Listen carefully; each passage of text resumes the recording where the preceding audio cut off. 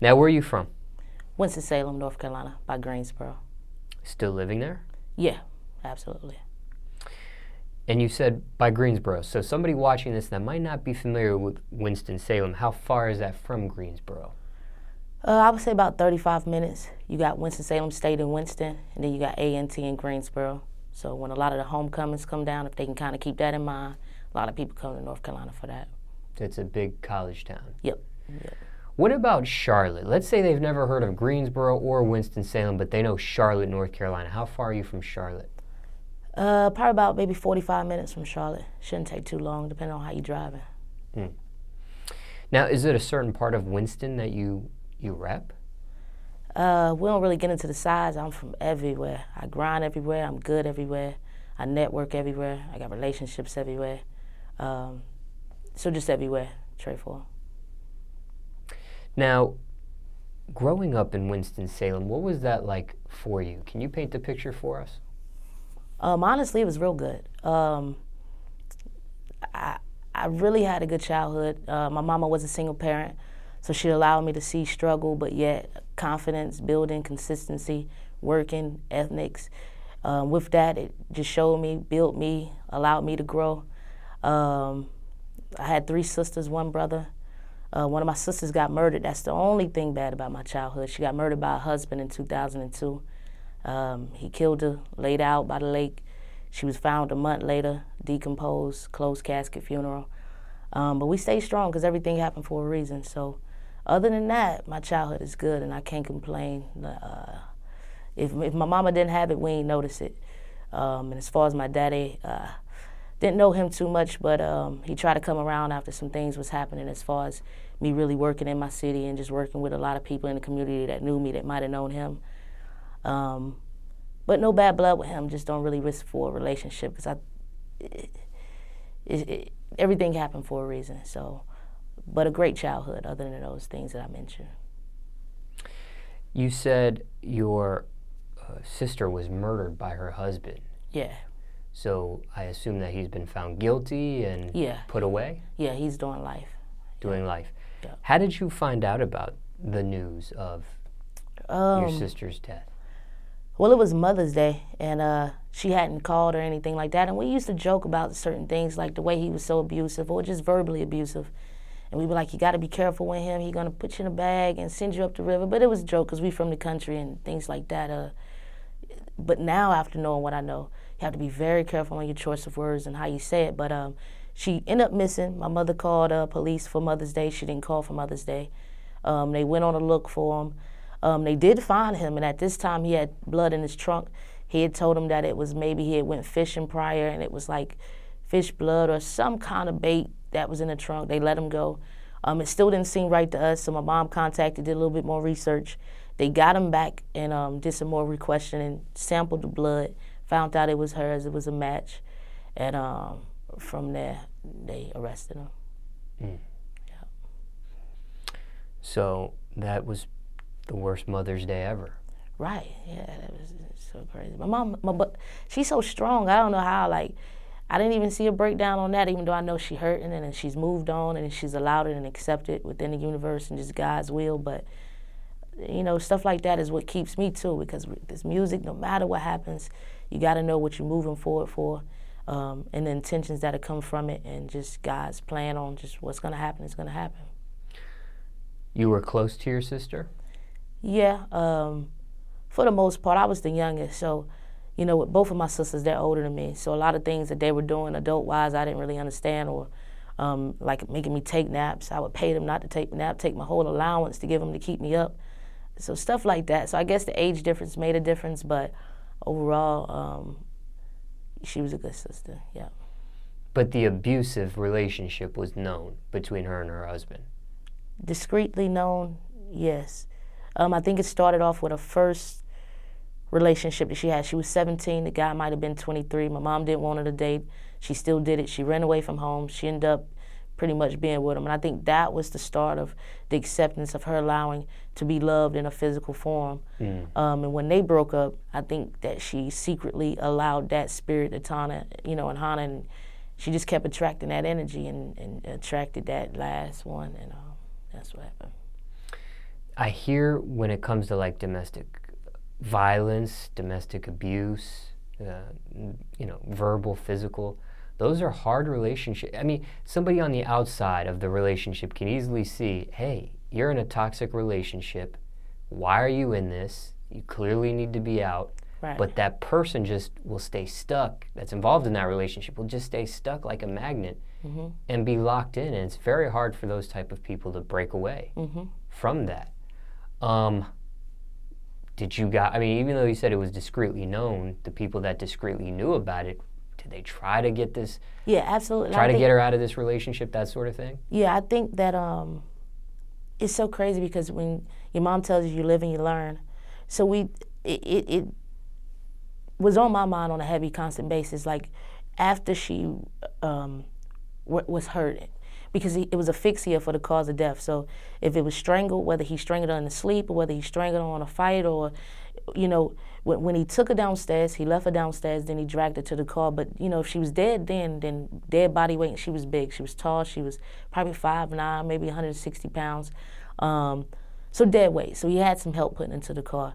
So it dawned on me, was she at that point in the woods where she was laying, thinking like, well, they told me this. So we did tell her, but when you have to live and learn, sometimes you live and learn it, but is it too late when you learn it? And does it process in your mind then? So we told her, but it was almost like she would stop talking about him, or she maybe wouldn't come around if it was a holiday because she knew that we would say those things about him.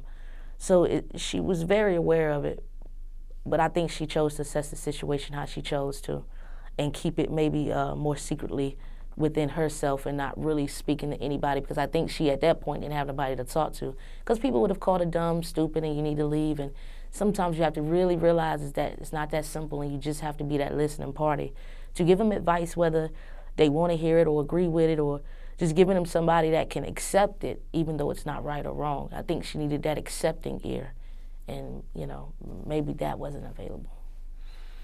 She's grown.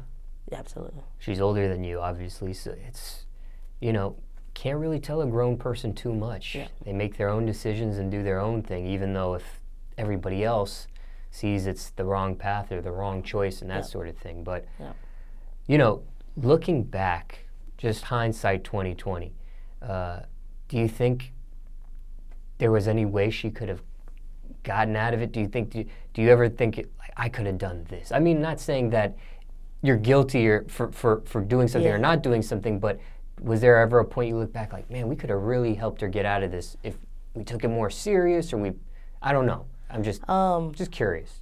I think because she was a smart girl, even when they found him, they had found him riding around in her car after she had already been dead in the woods with another young lady inside the vehicle. So at this point, he had moved on. So it's almost a thing of she had put her foot down, and maybe that's what he didn't accept, and maybe that's why he hurt, and he still had something on the side.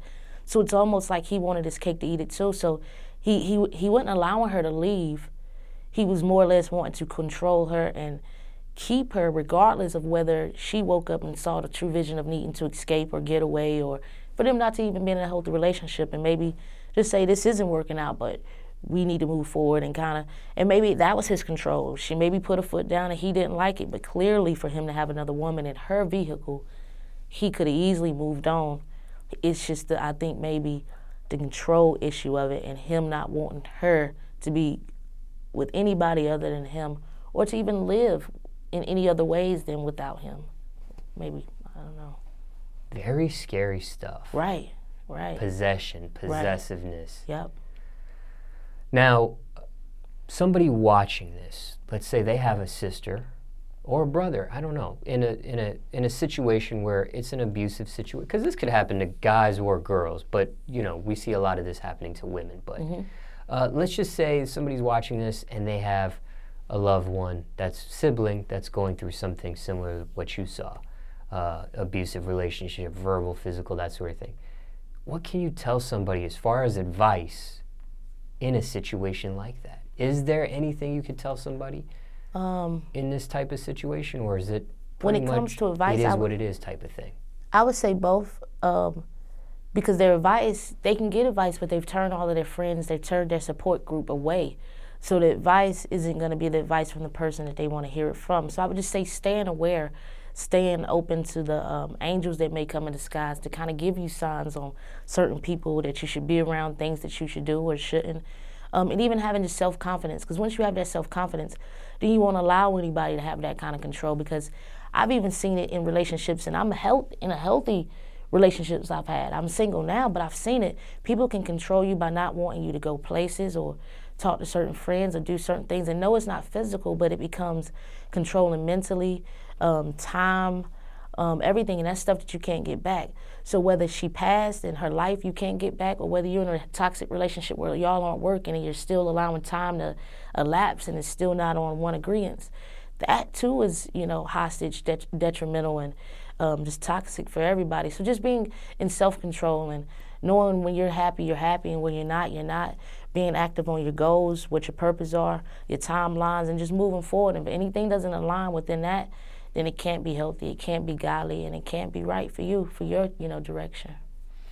Were you shocked? I mean, you made references to it before, joking about it, that sort of thing with her and stuff like that. So any death is shocking, but did this shock you because it's almost like you saw this coming type of thing? Oh yeah, when they had told us what happened, they said they were still looking for her, but it didn't really look too good. I instantly told everybody, I don't know why I felt it, but I said she ain't here. She's no longer here, and they not really wanting to tell us that, but that's what it is. And I felt it really strong. So I felt it coming, and if I had a way to change it, I would. The last time I seen her, I was telling her my music was going really well. She was proud. She told me I had it in me to make it. So it woulda, coulda, shoulda. And maybe I should have been more active with her. And instead of, you know, sometimes you get so wrapped up on your own goals and where you at and chasing a dream to the point you become distant on the ones that may feel comfortable, that need you. And so it's a gift and a curse. It's a pro and a con. It's a because you never can do enough, and things are just destined to happen how they happen. But I know she's definitely proud. I know she definitely co-signed for me. I know she definitely seen it in me. She had a lot of personality. I have a lot of personality. My other sister and my brother are more mellow. They definitely aren't as turned up as we are. So we still turned up. She see what it is, and that's all can happen from this point. But definitely not a joking matter, guys. If you see something, you see signs, definitely don't take it lightly, because accidents happen. He didn't plan. I'm sure he didn't. Maybe he planned it, like smoke 48 hours, and that was the thing. This kind of stuff I've seen on 48 hours. So that was my reference of even saying when they told me I felt it was real. But I did not see that it was real, because I've never seen anything that close happen to somebody that close to you. It just happens on TV.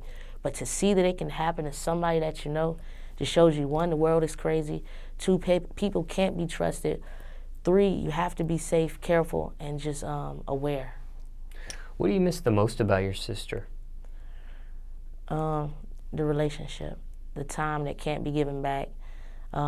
She has a child right now. He's very disturbed. He didn't show any signs of being disturbed all his life. He reached teenage years, and it's kind of like he went through a downward spiral mentally. The night that it happened, the guy who killed her, he took the child to the bus stop.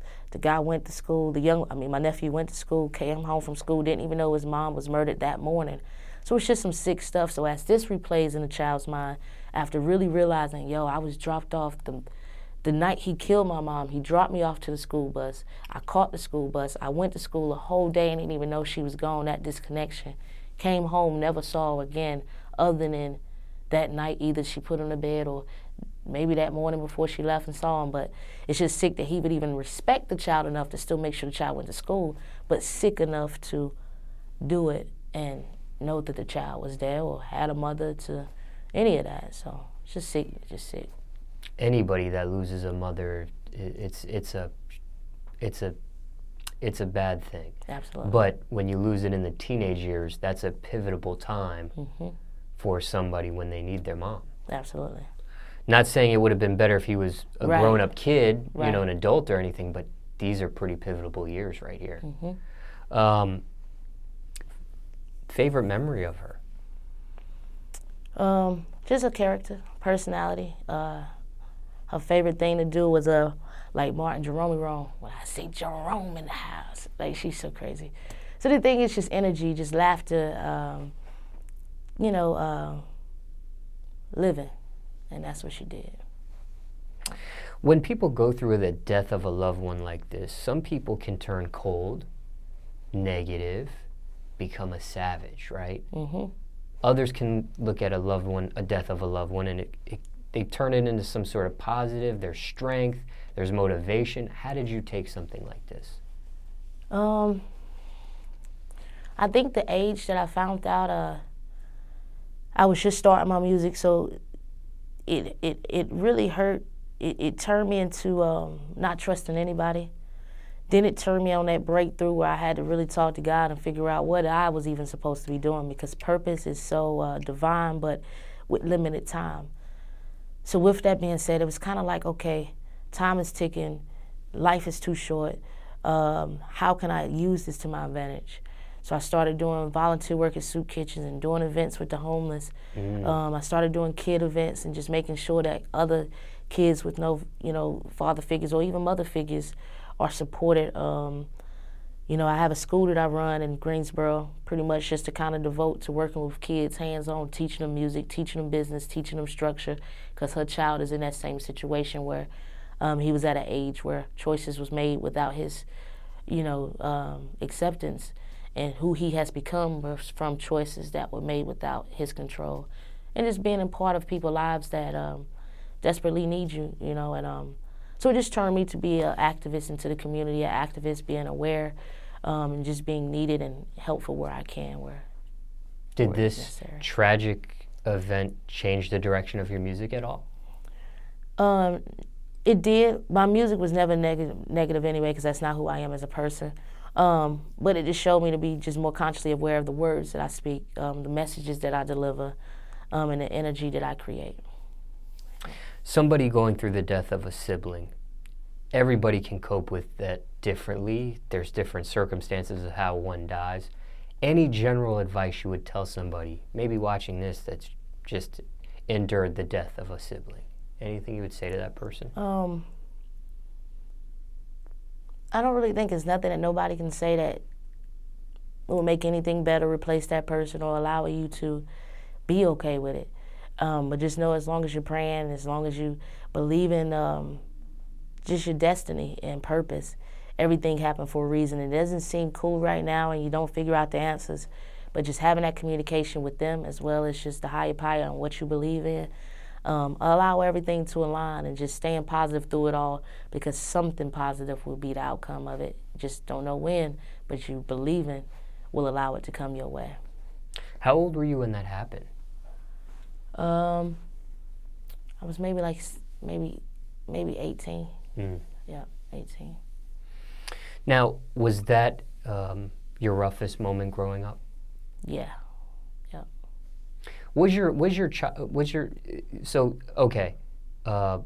So that was your roughest moment. Now, let me ask you this. What type of student were you in school growing up? I got A and B honor roll. I was a class clown. I had a lot of friends. I didn't like talking on the phone, but I was somebody who was friends with the girls, the guys. I played sports. A tomboy. I just kind of, it was real good. It was fun. It was, yeah.